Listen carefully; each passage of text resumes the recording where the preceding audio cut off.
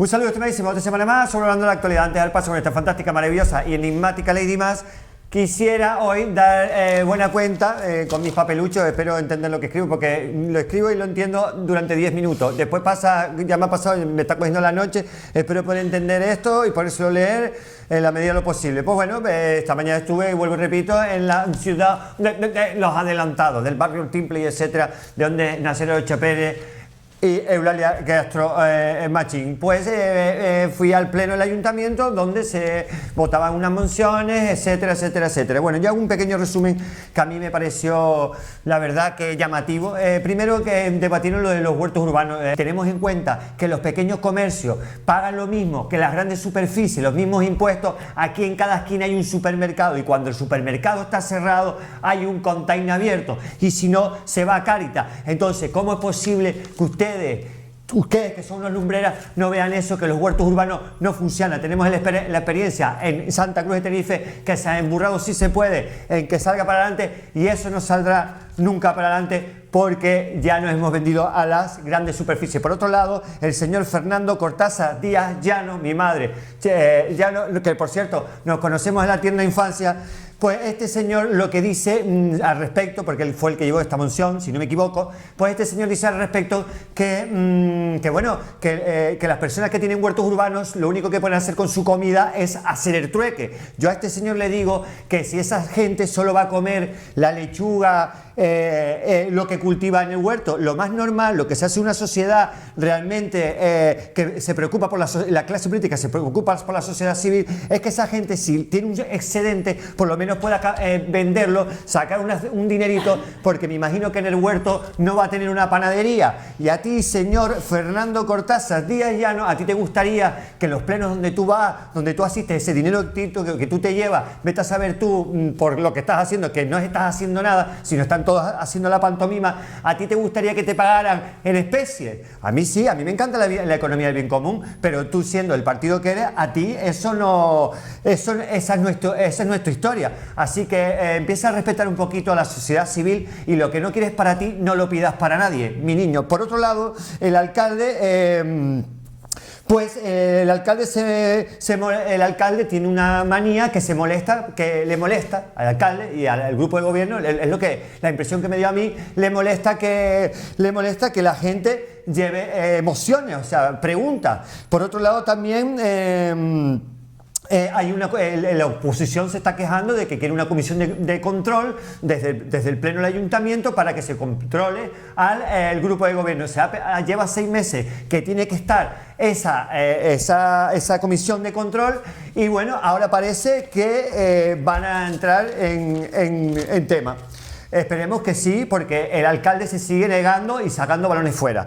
Por otro lado, yo después oía al grupo de gobierno de Coalición Canaria. No, el consenso, la igualdad, el compromiso, no sé qué. Palabras vacías, engañando al pueblo, nada más que intentando justificar su sueldo.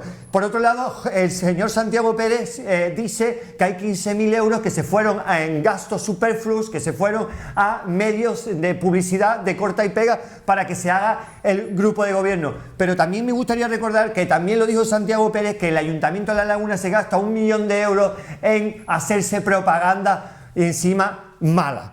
Por cierto, otro tema que se tocó, que lo tocó la oposición y el grupo y todos contestaron, básicamente eso es lo que pasó, es que se llevó a pleno para que se saquen las 100 y pico demandas de los ciudadanos que quieren que se haga una venta ambulante. Por fin, después de 500 años, por fin ya hay un presupuesto, supuestamente dice el grupo de gobierno, que lo tienen aprobado, para sacar a la gente a la calle. Ya es hora. Tengan vergüenza y no se vengan con más excusas, y a ver si ya vamos pensando también en estar en el siglo XXI y poner un albergue para la gente que está botada en La Laguna, que ya se lo permite. Para concluir, porque si no el noticiero va a durar 90 minutos y ustedes no lo van a ver, y yo también lo entendería, porque yo no me comería un chapón de 90 minutos. Bueno, ya lo que me quedó claro es que en el gallinero hay 2 gallitos peleones, que es el alcalde y que es Santiago Pérez. Hombre, yo sabes que yo de la clase política, primero, es que no voto y no me estoy de un lado ni del otro. Yo solamente intento ser objetivo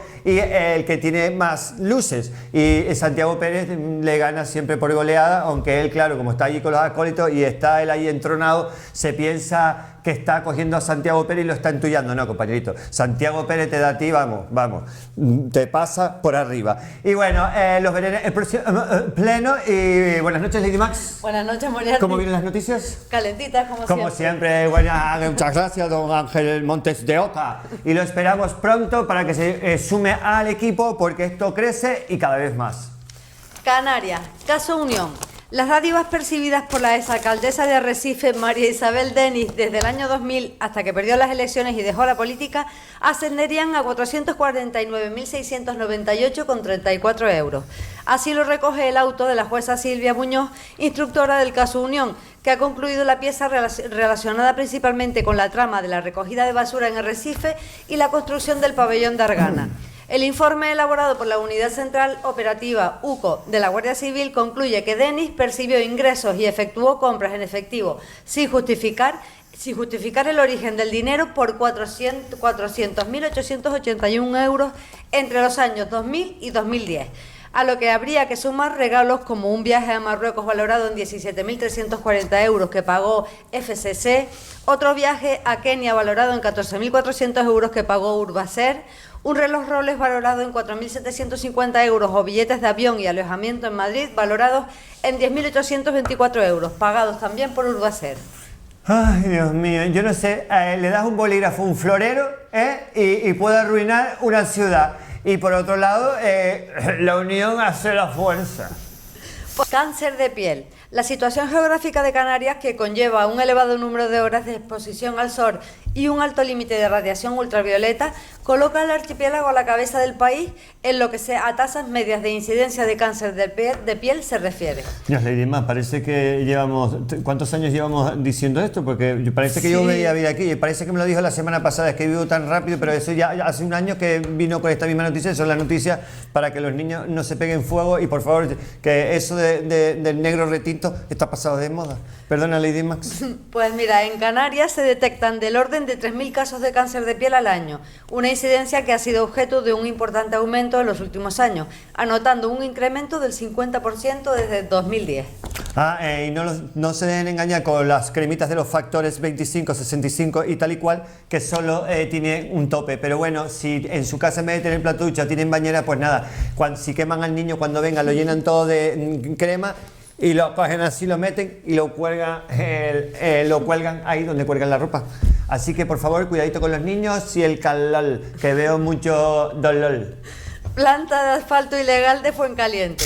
Ay, la Agencia de Protección del Medio Urbano y Natural, APMUN, ha ordenado con una resolución que tiene fecha 17 de marzo del 2016 el cierre de la única planta de asfalto con la que cuenta La Palma, ubicada en el término municipal de Fuencaliente y cuya ilegalidad viene siendo constatada en diferentes informes desde hace ya varios años.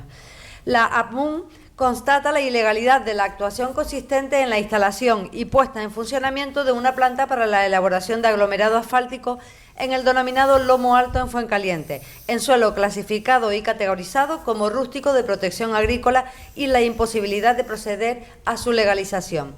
La resolución de la agencia es contundente y ordena a Luzán Asfaltos y Construcciones Sociedad Limitada, como responsable de esta instalación, el restablecimiento de lo ilegalmente instalado mediante la reposición de las cosas del estado anterior a la comisión de las actuaciones en el plazo máximo de 2 meses, desde la recepción de la presente resolución. Sí, lo mejor que le pasó a esta empresa es que La Palma lo eche fuera de ahí, porque el negocio que montes en La Palma te lo coge la oligarquía y te lo serrucha. Ellos por un lado están hablando de esto, pero después los palmeros pagan impuestos para que sus residuos urbanos sean tratados y están botados ahí en los riscos. Lo que pasa que es lo mismo, la isla bonita. Sí, para ir 2 días. Denuncia de obras en Tauro. La asociación Benmajeque Ecologistas en Acción denuncia que las obras que se están realizando para la regeneración de la playa de Tauro pueden afectar a la SEC Franja Marina de Mogán, un espacio marino declarado para la protección del hábitat de interés comunitario y que se encuentra a apenas 300 metros de las obras. Esta situación explican que la llevan denunciando desde hace semanas los vecinos y empresarios del entorno. Ben Majek critica además que en la ejecución de las obras no se hayan tomado medidas correctoras al respecto, como obliga el planeamiento en vigor PT 29. Señalan que en este documento se establece que para prevenir, reducir y contrarrestar cualquier efecto significativo sobre la calidad del agua del mar, se deberán instalar barreras flotantes antiturbidez, entre otras. Los ecologistas sostienen que la obra que están desarrollando en la bahía de Tauro suponen una privatización de facto de una de las pocas playas de uso público y libre que quedaban en esta zona del municipio. Las obras de regeneración de esta playa van acompañadas de la instalación de hamacas y sombrillas, lo que, según sostienen, generará unos beneficios anuales a la constructora de 113.344 euros y dará trabajo a 3 personas. En contraposición, aclara que este negocio se producirá a cambio de impedir el ejercicio efectivo del uso público, libre y gratuito de la playa. Asimismo, asegura que se va a arrebatar el negocio de restauración a una familia y que se expulsará de sus casas a cientos de personas que llevan años viviendo en la trasera de la playa. Una situación que creen que se verá agravada cuando se construya el muelle deportivo que se pretende, el paseo marítimo asociado y los numerosos hoteles en el barranco de Taurito. Bueno, la sociedad civil primero le va a caer la de Dios en este momento. Vamos a ver, la sociedad civil es al final me parece lo más culpable. Ustedes siguen votando a politicuchos de medio pelo, a delincuentes, que es como ellos gestionan mal lo público, porque el dinero, lo que es público lo gestionan mal, se lo llevan para ellos, se lo llevan todo el mundo calentito y para Suiza. Después, ¿qué hace? Lo poquito que nos va quedando, que son los espacios protegidos, pues cogen, para poder sanear sus cuentas, cogen y se lo venden a empresas privadas. Porque los gestores de la clase política no valen un carajo. Así, por favor, le pido a la sociedad civil que mire bien a quién coño va a votar. Y si no tienes ni puta idea, mejor no votas. Incorrecta gestión de residuos en La Palma. La reciente sentencia del Tribunal Supremo que anula la autorización ambiental integrada del Consejo de Tratamiento de Residuos de los Morenos en el municipio de Mazo da lugar a una situación insólita. En estos momentos las instalaciones funcionan en precario y sin cobertura legal según los expertos consultados. El Supremo considera que el estudio de impacto ambiental redactado en su momento por el Cabildo era obsoleto y no cumplió con los principios para garantizar la participación ciudadana. Por ello, obliga a que se redacte uno nuevo teniendo en cuenta el estado actual del complejo y sus efectos sobre el entorno. Una prueba de la ineficiencia de aquel estudio que en su momento la construcción del complejo dio lugar a la desaparición de una planta endémica. Todo el mundo pagando impuestos para reciclar nuestros residuos urbanos, etcétera, y esta gente pues no los recicla y ya miran dónde se va el dinero.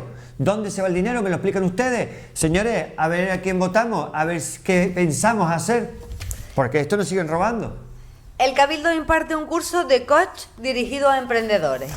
Sí, ya les digo, chicos, no vayan a esos cursos porque ellos lo que hacen, los motivan en esos cursos para que después ustedes se monten en pequeñas empresas, produzcan para que ellos sigan viviendo, porque ustedes saben que un impuesto que pagan de autónomos son 300 y pico euros, cuando en Inglaterra se pagan 50, en Europa, bueno, ya saben lo que se paga por esa Europa. O sea, chicos, no se dejen engañar porque después van a quedar endeudados con los bancos van a perder su familia para que ellos, la clase política, la que está cobrando los impuestos, como todos esos chulos del Cabildo que están organizando esto, sigan viviendo a cuerpo de rey. No se les ocurra invertir un duro en negocio pequeño o cualquier tipo de negocio hasta que esto no cambie, porque lo único que van a hacer es arruinarse la vida y perder a su familia. Una legión de abogados acorrala al ministro de Industria ante el Supremo por falsear los informes de las renovables.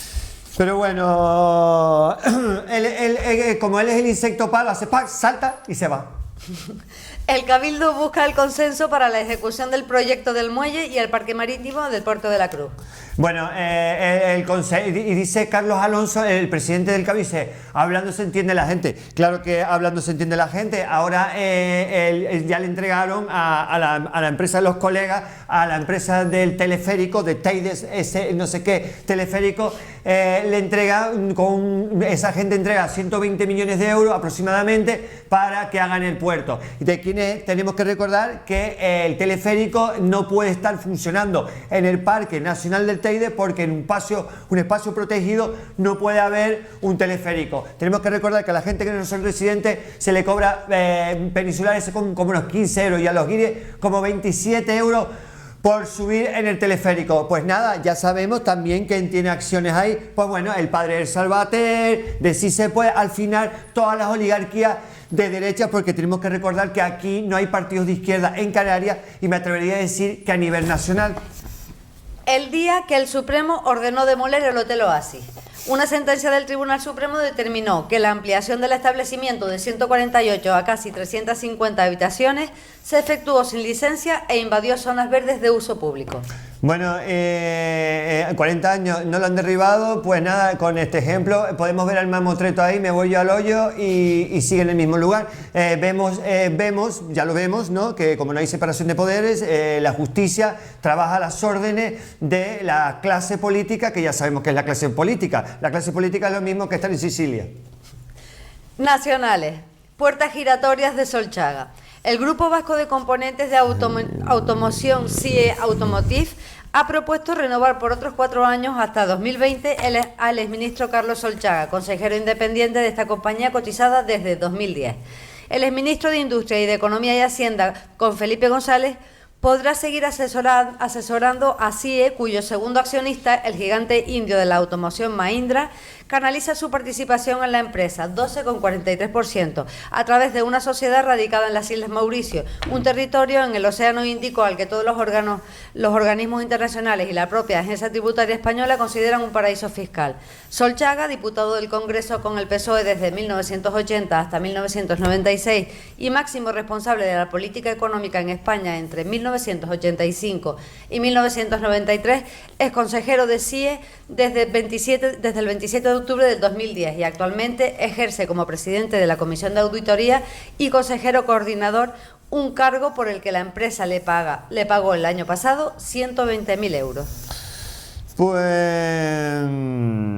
Pues nada, esos son lo que ustedes siguen votando a los hijos de estos burgueses, a los pequeños burgueses, para que nos sigan oprimiendo, a los socialdemócratas de corcho, a toda esta farsa derecha que es lo mismo que la izquierda, que son acumuladores de caudales públicos, lo que digo son oligarquías de derecha. Aquí no hay ninguna opción de ningún tipo para poder sacar el pico para adelante. ACS vuelve a las andadas. Florentino Pérez quiere que, como sucedió con el Castor y como presuntamente ocurrirá con las autopistas de peaje, el gobierno se haga cargo de otra infraestructura que está a punto de ir a concurso de acreedores. Así se deriva de la propuesta de rescate de ACS y su socio francés Eiffage han presentado al Ministerio de Fomento y a los acreedores para evitar que el próximo 31 de marzo entre en vía muerta la empresa que gestiona el AVE que une España con Francia. A falta de 15 días para que venza el plazo por el que TP Ferro tiene que hacer frente al pago de 428 millones a un grupo de acreedores, ACS e Eiffage, los dueños de esta sociedad que gestiona los trenes de alta velocidad que unen Barcelona con París, han hecho una propuesta a los dos gobiernos para que aporten capital con el fin de evitar que esta línea férrea entre en impago. El plan consiste en que el Ministerio de Fomento aporte 100 millones de euros a fondo perdido, así como un alargamiento del periodo de pago de los créditos. En concreto, piden poder pagar la deuda en 2034, dentro de 19 años, un periodo que BBV, CaixaBank, Bankia y los fondos que compraron la deuda que en su día vendió Banco Santander consideran una tomadura de pelo. No obstante, la propuesta es mejor que la anterior, en la que ACS y FES solicitaron una prórroga de 40 años, hasta 2055, para hacer frente a los 420 millones que deben pagar en 2 semanas. Yo lo que puedo decir es esto, que ni Estado, ni banca, ni Estado opresor. Esto es espolearnos. Y a la clase política no se le puede dar que se gobierne más que el 5% del presupuesto, porque si no lo único que hace es que esta sociedad no sea justa, porque esta gentuza, si le deja manejar más dinero, monta empresas públicas para enchufar a sus amigos y siempre habrá gente excluida porque no tiene las mismas oportunidades que los amigos de esta gentuza que está ahí puesta por lo que está, ¿no? Por Dependencia. Un total de 1.180.435 personas está en situación de dependencia reconocida en España. Esto supone que el 2,5% de la población precisa de la atención de otras personas o ayudas importantes para realizar actividades básicas de la vida diaria, según enuncia la propia ley. Sin embargo, entre 2012 y 2015 125.915 personas pertenecientes a este grupo han fallecido sin haber obtenido ninguna prestación, según los datos del último dictamen del Observatorio Estatal de Dependencia. Perdón. El 54% de las personas dependientes en el Estado español son mayores de 80 años. Muchos de ellos están entre los 384.326 dependientes, una tercera parte del total, que a comienzos del 2016 no percibirá ninguna prestación. Y la situación se agrava en los 37.764 grandes dependientes del grupo del grado 3 en nivel donde más necesaria es la ayuda de los 3 que reconoce la ley, que no reciben prestación alguna. Ustedes toda la vida pagándole a la mafia un impuesto que supuestamente era un impuesto legal, que es trapado con el Estado y con los gobiernos que los han gobernado, y ahora esa misma gente les coge y los deja morir. Y ustedes después van todos como borrego en cola y en fila a votar. Miren, señores, esto hay que hacerlo mirar. Esto es terrorismo. Lo que hace Papá Estado es terrorismo de Estado. Matar a tus ciudadanos a enfermedades y suicidándose porque los van a echar de la casa. Y ustedes todos a votar como borrego. Esto es lo que hay. Sanidad. Desde hace años venimos advirtiendo que el establecimiento de ratios adecuadas de personal de enfermería por paciente en el principal factor tanto para reducir el estrés de los profesionales como los efectos adversos y la mortalidad en los hospitales, aspectos que a medio plazo permiten reducir el gasto sanitario. La mortalidad de los pacientes crece si las enfermeras que los cuidan tienen a su cargo más de 6 pacientes, según un estudio de la Universidad de Southampton y el King's College de Londres, donde se estudiaron 137 casos del NHS, las siglas en inglés del Sistema Nacional de Salud del Reino Unido. Así, el estudio demostró que por debajo de 6 enfermos cuidados por cada profesional, la tasa de fallecimiento baja un 20% con respecto a cuidar de 10 o más personas simultáneamente. Bueno, esto es el mismo caso que tienen las cámaras de piso, que tanto vale un trabajo, también es respetable tanto un trabajo como otro. Las cargas de trabajo, como decía, a esta señora la carga de trabajo como las cámaras de piso, pero el problema es que si a una cámara de piso se le cae una copa de cristal no pasa nada, o si deja la cama sin hacer media con 2 arrugas tampoco pasa nada, pero si una enfermera cuida mal a un paciente dobla el pico. Así que vamos a ver qué pasa con la sanidad pública. ¡Pomemos! La hipocresía de la Iglesia. La Iglesia Católica es beneficiaria de una cuantiosa subvención pública, 250,2 millones de euros, más de 41.000 millones de las antiguas pesetas. Actualmente se benefician de exenciones y bonificaciones tributarias por un importe estimado de 2.000 millones de euros. Los catequistas que imparten religión en las escuelas públicas nos cuestan 600 millones de euros. Los centros privados concertados se mantienen con una subvención de 4.300 millones de euros, además de conciertos sanitarios, capellanes en instituciones públicas, mantenimiento del patrimonio religioso y así hasta unos 11.000 millones de euros, es decir, más del 1% del PIB español. Sí, esos que siguen viviendo a cuerpo de rey, no nos olvidemos que lo más prudente sería sacarlos a todos en un tren pa'l coño su madre. Tenemos que irnos un poquito a la historia y hasta el otro día, hace 200 años, estos cabrones cogían y le pegaban fuego a las mujeres porque supuestamente eran brujas y cogían a cualquiera que pensara diferente que él y lo empapelaban. Y encima no pagan ni el IBI y se lo pasan todo por los huevos. Esta es de las peores lacras que tiene este país. Un matrimonio de parados se enfrenta a Kichi en un pleno para exigirle un empleo. Estamos hartos. Claro, Kichi, ustedes los de la izquierda a mí me ponen de los nervios. Ustedes como de la derecha, porque aquí ya vuelvo y repito, no hay izquierda, sino ustedes los de la derecha, lo único que hacen es justificar el sueldo, porque no tienen ni una puta idea para crear puestos de trabajo y tampoco tienen el valor y los cojones de empezar a cerrar oficinas que no valen para una mierda. Chiqui, fue patético que fueras tú a esa procesión con tu madre cuando tú dices que eres anarquista y que no sé qué, no sé cuánto. Eso ya, es que no quiero enseñarme contigo porque los pomemistas van a decir, no, Carla, es que como tú te gusta lo que dice Inda, pues siempre vas a atacar a todos los del pomemo. Miren, señores, yo lo que digo es, yo voy a la realidad. Tienen que crear puestos de trabajo las personas que están en esos lugares. Si no, no sirven nada. No nos sirve absolutamente para nada. Y si no tenemos el Ayuntamiento de Torrelodones en Madrid, que está llevado por la sociedad civil y tiene, el año pasado en crisis, tenía un superávit de 2 millones de euros en sus cuentas. ¿Se puede? Sí se puede. Ahí lo tienen. Vayan a la hemeroteca, miren, Torrelodones, Madrid. El máximo dirigente de UGT es asesor de la multinacional Endesa. ¿Ve? Este es el Estado que dejó Franco, que hizo Franco. Franco no fue tonto y se va, papá Estado, compra los sindicatos, compra ta.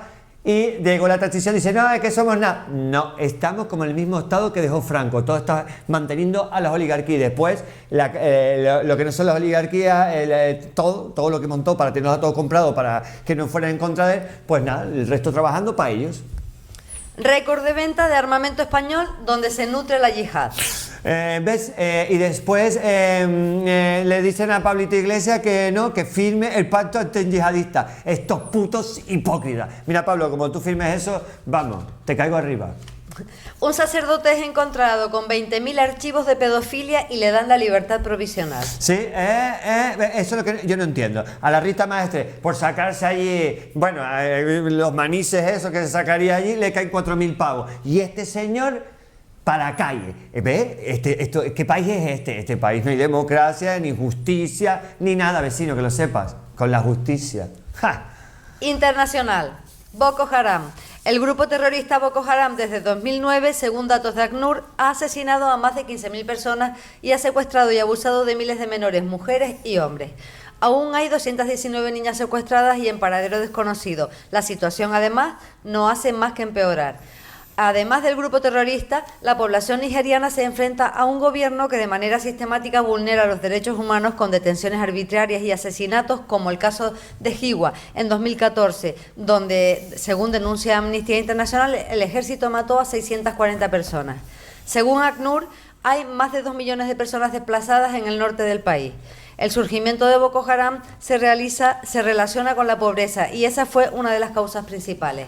Los líderes hablan de corrupción política, de la falta de recursos y de reparto de riqueza por parte del gobierno, a pesar de ser un país rico, pero también hablan de la corrupción espiritual y de cómo el gobierno nigeriano se deja influir por Occidente. No es la primera vez que hay grupos de Nigeria que se levantan en nombre del Islam. También pasó en los años 70 y 80. Después de la muerte de Gaddafi en Libia, muchos radicales musulmanes llegaron a Nigeria. En la evacuación también hay que meter al ISIS, un aliado de Boko Haram. Por otro lado, el papel de los británicos también fue muy importante porque en la época colonial el gobierno indirecto de Gran Bretaña generó enemistades, intentó suprimir el Islam y a continuación llegaron los misioneros cristianos.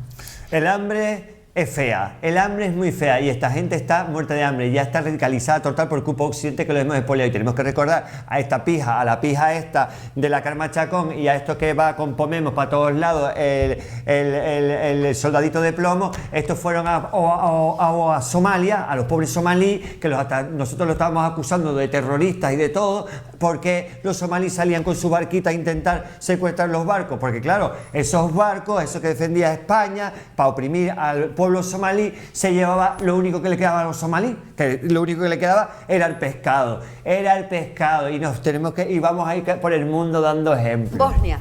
El Tribunal Internacional para la Antigua Yugoslavia ha condenado al ex líder serbo-bosnio Radovan Karadzic a 40 años de prisión por el genocidio de Srebrenica y en otros 9 crímenes de guerra y lesa humanidad en la guerra de Bosnia de 1992-1995. En su veredicto, el tribunal declaró culpable a Karadzic de un cargo de genocidio, 5 crímenes de lesa humanidad, persecución, exterminio, asesinato, deportación y actos inhumanos, y 4 crímenes de guerra, asesinato, terror, ataques ilegales a civiles y toma de rehenes. Bueno, el tribunal a mí no es de fiar porque está montado por Occidente y ellos aplican la justicia que a ellos les salen los huevos. Pero yo personalmente, lo que he seguido un poco de la guerra de Bosnia, pues sí, este fue un cabronazo y bien empapelado que está. Pero ese lugar a veces no es justo, muchas veces no es justo. Hay todo que decirlo, Lady Max.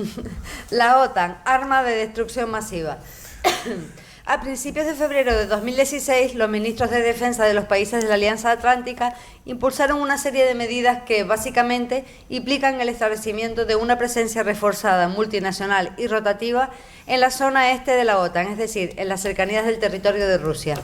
Frente a esta avanzada geopolítica militar de la OTAN, es importante destacar que no representa novedad alguna, pues la misma forma parte de la política relacionada con las ganancias de poder que ha conseguido Occidente desde el mismo final de la Guerra Fría, cuando predominaron en Estados Unidos los enfoques que planteaban no una estrategia de vigilancia y contención ante Rusia, como la recomendada por el diplomático George Kennan como procedimiento estratégico ante el desafío que suponía el poder de la Unión Soviética en 1945, sino una estrategia centrada en imposibilitar que Rusia, en tanto Estado continuador de la URSS, se convirtiera eventualmente en un nuevo reto de escala.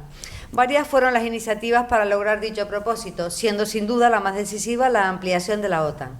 La organización, desafiando la experiencia, no solo se mantuvo más allá del fin del contexto de pugna interestatal bipolar para el que fue creada en 1949, sino que también habría dejado de lado presuntas promesas hechas por Occidente a Rusia sobre las que se habría pactado el fin de la contienda y la reunificación alemana en términos occidentales, es decir, sin abandonar a Alemania a la OTAN y sin presencia de soldados rusos en su territorio. Hacia fines de los años 90, la OTAN se extendió. Primero, para dar cobertura política militar a los denominados OTAN maníacos, principalmente Polonia. Y luego al verdadero este de Europa, como así también al sureste, los países del Báltico, Rumanía, etc. Lo que yo pienso es que hay que salir de la OTAN y de la Comunidad Económica Europea, atrincherarnos en casa, pasar una temporadita en el hoyo, después empezar a las industrias a funcionar en España, entonces tendríamos todo pleno en nuestro país. Hombre, después haríamos el turismo en nuestro país, pero que es bastante bonito, porque la moneda la devaluaríamos, pero estaríamos todos de puta madre y no estaríamos como estamos ahora, oprimidos por los de siempre. Neocolonialismo italiano en Libia. En 1956, el rey Idris formó con Italia un acuerdo que disculpaba a ese país europeo por los daños causados en Libia y permitía que la comunidad italiana conservara su patrimonio. Los yacimientos petrolíferos libios, descubiertos en los años 1950, acabaron en manos de la empresa británica British Petroleum, de la estadounidense ESSO y de la italiana Eni. Duramente reprimida, la rebelión de los nacionalistas desembocó en 1969 en el golpe de Estado sin derramamiento de sangre de corte nacerista de los oficiales libres encabezado por Muammar el-Gaddafi. La monarquía fue abolida. La yamahirilla árabe libia obligó a Estados Unidos y Gran Bretaña a salir de las bases militares y nacionalizó las propiedades extranjeras. Durante las siguientes décadas, Libia alcanzó, según el Banco Mundial, altos indicadores de desarrollo humano, con un crecimiento del PIB de un 7,5% anual, un alto ingreso medio por habitante, acceso universal a la instrucción primaria y secundaria y un 46% del acceso a la enseñanza superior. Más de 2 millones de migrantes africanos encontraban trabajo en Libia. Ese Estado, que constituía un factor de estabilidad y desarrollo en el norte de África, había favorecido con sus inversiones el nacimiento de organismos que habrían posibilitado la autonomía financiera y el surgimiento de una moneda propia de la Unión Africana. Estados Unidos y Francia decidieron impedir el plan de Gaddafi de crear una moneda africana que hubiese sido una alternativa al uso del dólar y del franco CFA. Para ello, y para apropiarse del petróleo libio, la OTAN, bajo las órdenes de Estados Unidos, iniciaba la campaña contra Gaddafi. Y en Italia, la oposición de izquierda italiana estuvo en primera línea de esa campaña. El resultado fue la destrucción del Estado libio, que también fue atacado desde adentro con grupos terroristas y fuerzas especiales. El subsiguiente desastre social, que está dejando más víctimas que la guerra misma, sobre todo entre los migrantes, abrió la puerta a la reconquista y la partición de Libia, donde ahora vuelve a desembarcar una Italia que, pisoteando su propia constitución, reactiva su pasado colonial. Donde van los nazis, arrasa. Mi comandante, eso es lo que yo llamo un buen tirano. Yo prefiero un buen tirano, que por tirano siempre va a cometer alguna tiranía con su pueblo, pero es mínima, que un montón de burócratas de mierda. Y bueno, Pablo, yo creo que tú tienes el carisma para ser un líder así y que podría ser justo, pero tiene que ser así, de esa pantomima que te montaste. Egipto y Arabia Saudita, países al servicio de Estados Unidos e Israel. Las bases del Gran Próximo Oriente se establecieron en el Pacto de Kinsey en 1945, siguiendo la doctrina de los acuerdos franco-británicos Sykes-Picot en 1916, que favorecían la división regional del poder en zonas de influencia y sustentada en el trípode de Estados Unidos, Egipto, Arabia Saudí. Dicha doctrina consistía en la pervivencia endémica en Egipto de gobiernos militares autocráticos, pro-occidentales, lo que aseguraba la supervivencia del régimen de Israel, 1948, y proporcionaba a la Marina de Estados Unidos de un acceso privilegiado al Canal de Suez, atajo crucial para el acceso directo a los Emiratos Árabes, Irak y Afganistán, quedando como firme bastión de los intereses geopolíticos de Estados Unidos en la zona, máxime tras la caída del Shah de Persia en 1980. El otro pilar del acuerdo consistía en el acceso privilegiado de Estados Unidos al petróleo de Arabia Saudí a cambio de preservar su régimen autocrático y favorecer la difusión del wahhabismo, doctrina fundada por Mohammed Abed Wahhab a mediados del siglo XVIII con el objetivo de convertirse en una visión atractiva del Islam y exportable al resto de países árabes, con lo que la teocracia saudí se convirtió en una potencia regional que proporcionaba a Estados Unidos la clave del dominio energético, al tiempo que servía de muro de contención de las corrientes socialistas y panarabistas. Finalmente, tras la Guerra de los 6 Días en 1967, el puzzle geoestratégico de Oriente Medio Próximo se completó con la instauración de regímenes autocráticos y prooccidentales en los países circundantes a Israel: Libia, Siria, Jordania, Arabia Saudí, Irak e Irán, quedando los palestinos confinados en los guetos de Cisjordania y Gaza. Sí, y hoy por hoy, o hablar por hablar, vuestro programa hoy por hoy, pues nada, el Ministerio de Defensa de los Estados Unidos le paga las nóminas a los militares en Egipto. Pues nada, ya me dieron ustedes. La aprobación de la reforma laboral en Francia. Les tengo que decir una cosa. Cuando nosotros nos decían lo que decían que estos son los malos y estos son los buenos, chicos, es al revés, ¿eh? Esto lleva un análisis en mi vida, ¿eh? Porque mira que yo he sido hecho toti. Pues no, los malos son los buenos y los buenos son los malos. Disculpa, Lady Ma, es que si no me quedo engajada. La aprobación de la reforma laboral en Francia incendia las calles del país. Vamos, la sociedad civil dándolo todo. Eso sí, pero los medios de España no salen en ningún lado. Pero también tenemos que decir, que ya lo he dicho en noticieros atrás, que en Grecia lleva a la gente dándolo todo en las calles, reventándolo todo con los anarquistas, que son unos valientes. Y vamos a ver qué pasa con todo esto. Poquito a poquito vamos a dejar de ser votantes, votar y seremos electores de pleno. Y se puede decir más claro, pero no más rápido. Hasta la próxima semana, compañeros y compañeras. Recordarles que repartir la verdad no cuesta una moneda. Recordarles que en radioesperantia.com nos pueden seguir en el canal 1, todo Jazz Fusion, el canal 2, las bolsas, los radios, el Geoestrategia, que a mí me encanta, que es mi preferido. Después en el canal 3, Canarias al Sol, tenemos toda la actualidad, este noticiero maravilloso, y lo puedes bajar en la aplicación. Tú bajándote la aplicación TuneIn en iPhone, iPhone, en todo. Y ya sabes que no tienes que ser un lumbrera, puedes bajar la aplicación esa de 0 a 165 años si el cuerpo te lo permite. Y decir que seguimos codo con el compañerito Carlos Llarena de Radio Geneto. Muchas gracias, me encantó verte en el pleno y con toda la actitud y con tus compañeros.